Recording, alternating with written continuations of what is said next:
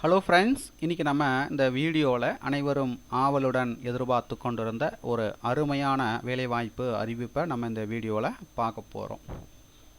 So இந்த வேலைவாய்ப்பு அறிவிப்பை எந்த மாவட்டத்திலேருந்து வெளியிட்டிருக்காங்க, எந்த டிபார்ட்மெண்ட்டில் அறிவிச்சிருக்கிறாங்க, என்ன போஸ்டிங்கு, ஸோ அதற்கான கல்வி தகுதி, வயது வரம்பு, சம்பளம், கடிதங்கள் எண்ணிக்கை, யார் யார் விண்ணப்பிக்கலாம், எப்படி விண்ணப்பிப்பது, செலெக்ஷன் வந்து எப்படி பண்ணுறாங்க போன்ற அனைத்து டீட்டெயில்ஸும் நம்ம இந்த வீடியோவில் பார்க்க போகிறோம்.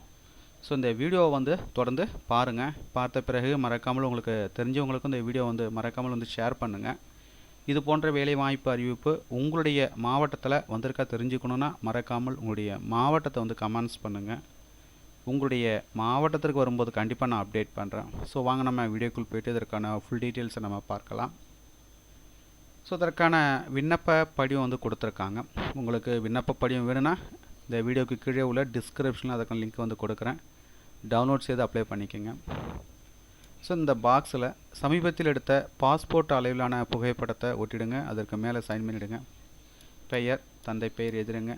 பிறந்த தேதி, வயது பார்த்தீங்கன்னா 1/7/2026 அன்று உள்ளவாறு உங்களுடைய வயதை வந்து கணக்கிட்டு எழுதிடுங்க. பாலினம், கல்வி தகுதி. ஸோ இந்த போஸ்டிங்க்கு விண்ணப்பிக்கணுன்னா குறைந்தபட்சம் பார்த்தீங்கன்னா 10ஆம் வகுப்பு வந்து தேர்ச்சி பெற்றிருக்கணும், கேட்டிங்களா? ஸோ அதற்கு மேல் நீங்கள் எதுவும் படிச்சிருக்கலாம். குறைந்தபட்ச கல்வி தகுதின்னு பார்த்தீங்கன்னா 10ஆம் வகுப்பு வந்து தேர்ச்சி பெற்றிருக்க வேண்டும். அடிப்படை கணினி அறிவு வந்து கொடுத்துருக்காங்க. இது நீங்கள் டிக் பண்ணுற மாரி இருக்கும். தெரியும் தெரியாதுன்று நீங்கள் டிக் பண்ணுற மாரி இருக்கும். மதம், சாதி, அதுக்கடுத்து பார்த்தீங்கன்னா தொடர்பு கொள்ள வேண்டிய முகவரி. இல்லை முக்கியமான விஷயம் பார்த்தீங்கன்னா அடிப்படை கணினி அறிவு கண்டிப்பாக தெரியணும்னு சொல்லியிருக்கிறாங்க, கேட்டிங்களா? தெரியுன்றதை டிக் பண்ணிவிடுங்க. அதுக்கடுத்து பார்த்தீங்கன்னா நிரந்தர முகவரி, தொடர்பு கொள்ள வேண்டிய முகவரி, தொலைபேசி எண், மின்னஞ்சல் முகவரி, இதர தகுதிகள் குறித்த விவரங்கள் வந்து எழுதிடுங்க. நாளிடம் எழுதிட்டு மறக்காமல் உங்களுடைய சைன் வந்து போட்டுடுங்க. இப்போ விண்ணப்ப படிவத்தை பூர்த்தி செஞ்சாச்சு. அதுக்கு அடுத்ததாக என்ன பண்ணணும் அப்படின்னா, பூர்த்தி செய்த விண்ணப்ப படிவத்துடன் தேவையான ஆவணோட நகல்கள் அனைத்திலும் அட்டஸ்ட் செய்து பூர்த்தி செய்த விண்ணப்ப படிவத்துடன் இணைத்து அவர்கள் கொடுத்திருக்கிற முகவரிக்கு விண்ணப்பிக்க வேண்டும். விண்ணப்பிக்க கட்டணம் கிடையாது. ஸோ இந்த வேலைவாய்ப்பு அறிவிப்பு பார்த்தீங்கன்னா எந்த மாவட்டத்தில் அறிவிச்சிருக்காங்க அப்படின்னா கோயம்புத்தூர் மாவட்டத்தில் வந்து அறிவிச்சிருக்கிறாங்க. எந்த டிபார்ட்மெண்ட் பார்த்தீங்கன்னா department of land survey and records டிபார்ட்மெண்ட்டில் பார்த்தீங்கன்னா ரெக்கார்டு கிளார்க் போஸ்டிங் அறிவிச்சிருக்கிறாங்க. அருமையான சூப்பரான போஸ்டிங் இது. ஸோ இதற்கான அஃபீஷியல் நோட்டிஃபிகேஷன் வெளியிட்டிருக்காங்க. ஸோ பார்த்தீங்கன்னா கோவை நில அளவை பதிவேடுகள் துறை மண்டல துணை இயக்குனர் அலுவலகத்தில் காலியாக உள்ள பதிவுறு எழுத்தர் ரெக்கார்டு கிளார்க் பணியிடத்தின நேரடி நியமனம் மூலம் நிற்பதற்கான அறிவிப்பு வெளியிட்டிருக்காங்க. சம்பளம் பார்த்தீங்கன்னா ரூபாய் 15,900 58,500 தராங்க. வயது வரம்பு பொறுத்த வரைக்கும் 1/7/2026 அன்று உள்ளவாறு ஜென்ரலுக்கு பார்த்தீங்கன்னா 18 முதல் 30 வயதிற்கு மிகாமல் இருக்கணும். பிசி, பிசிஎம், எம்பிசி, டிசிக்கு பார்த்தீங்கன்னா 18 முதல் 32 வயதிற்கு மிகாமல் இருக்க வேண்டும். எஸ்சிஎஸ்டிக்கு பார்த்தீங்கன்னா 18 வயது முதல் 35 வயதிற்கு மிகாமல் இருக்க வேண்டும். ஒரே ஒரு காலிடம். ஸோ இதற்கான இனசூச்சி விவரங்கள் வந்து கொடுத்துருக்காங்க. ஸோ பார்த்துக்குங்க. பொதுப்பிரிவு ஜிடிஜிஎல் ப்ரியாரிட்டி முன்னுரிமை கொரோனா தொற்றினாலோ இதர காரணங்களாலோ பெற்றோர் இருவரையும் இழந்த இளைஞர்கள் மகன். ஸோ இதற்கான கல்வி தகுதின்னு பார்த்தீங்கன்னா 10ஆம் வகுப்பு தேர்ச்சி பெற்றிருக்க வேண்டும். இதர தகுதிகள் அப்படின்னு பார்த்தீங்கன்னா தமிழ் மற்றும் ஆங்கிலம் எழுத படிக்க தெரிந்தவராக இருக்க வேண்டும். கணினி பற்றிய அடிப்படை அறிவு இருக்கணும். விண்ணப்பிக்க வேண்டிய கடைசி நாள் பார்த்தீங்கன்னா 9/7/2026.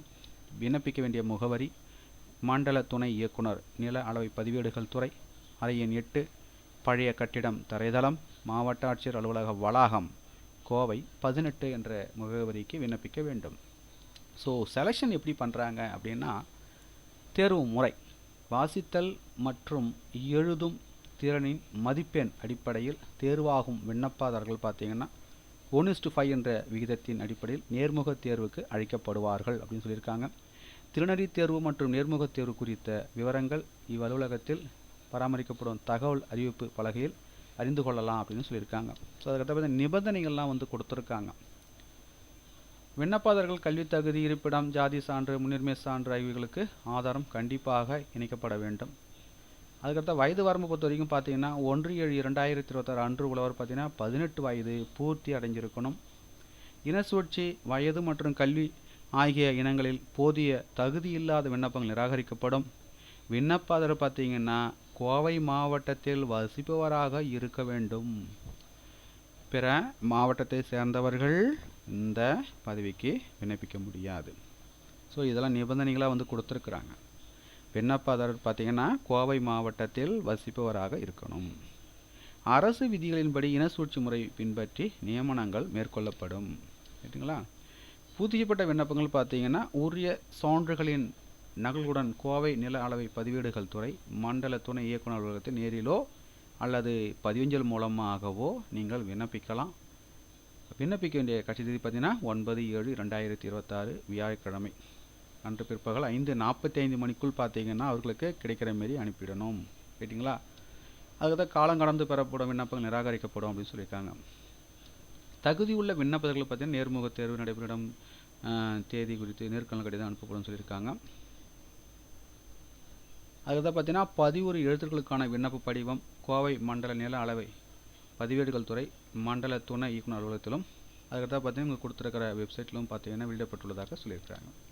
ஸோ தகுதியும் விருப்பமும் உள்ளவர்கள் அப்ளை பண்ணிக்கோங்க. மேலும் உங்களுக்கு கூடுதல் விவரங்கள் வேணும்னா இந்த நோட்டிஃபிகேஷனுடைய PDF லிங்க் நீங்கள் பார்த்து கொண்டிருக்க இந்த வீடியோக்கு கீழே உள்ள டிஸ்கிரிப்ஷன் லிங்க் கொடுக்குறேன். டவுன்லோட் செய்து பார்த்துக்குங்க. மீண்டும் நம்ம அடுத்த ஒரு வீடியோ சந்திப்போம். அனைவருக்கும் நன்றி.